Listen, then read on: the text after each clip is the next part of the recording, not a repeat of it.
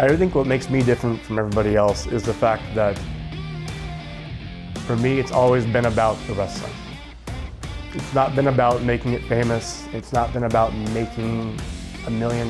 It's not been about having this extravagant gimmick and telling a story through my character. What makes me different is that it's always been about the wrestling. Taylor knows so many ways to hurt you here. You might even see Taylor really wrench back. Oh, rolls through. Transitioning into the Indian Deathlock now. So I started originally when it was with the NWA Pro. They were basically helping branch the NWA back out around the wrestling world, trying to reclaim the glory of what we were using, right? And we did a show at the New Orleans Arena in Las Vegas in 2006.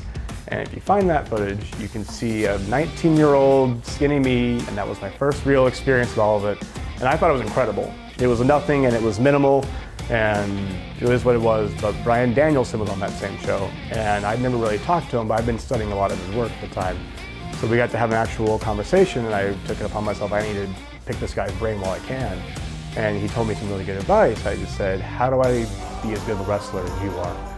And he said, you can train as much as you want, but you need to wrestle in front of a live crowd as much as you can, because that's how you'll really know how good you're doing what you're training.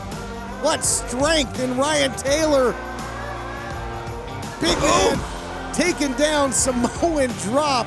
3 years later, they started doing the tapings again for NWA Pro. And I went back to them, and this time I was now the NWA Heritage Champion 3 years later. Using that advice that Danielson had given to me, that's the production value that it had. And he was right. You go out and you wrestle as much as you can, and you learn, and you just grind, and you don't stop, and it's gonna grow you, and it's gonna take a while, but you know, if you stick with it, you can really go. Taylor's got him in a bad position though. Maybe a Liger bomb, yes, into the side of the cage. It's always been about the wrestling. It's always been about what I can commit to and show these fans. They didn't pay a ticket to watch me do an entrance. They pay a ticket to watch me go from bell to bell. And that's what I'm gonna give them every single time, because that's what they really want to see, I firmly believe. The name on the game is wrestling. It's not a rock concert. It's not, you know, a meditation festival. It's not a yoga place. It's not some punk festival. This is professional wrestling, and that wrestling name will always be there. And as long as you can wrestle, as long as you know how to apply yourself on the mat, physically into this ring, there's always going to be a place for you. And if you really focus and harness from that point, I mean, I don't come across to most people as a very serious wrestler when you're sitting there talking, but when you watch me perform, that's when you'll see my attitude change. That's when you see the sternness in your eyes. That's when you see the seriousness in your tone.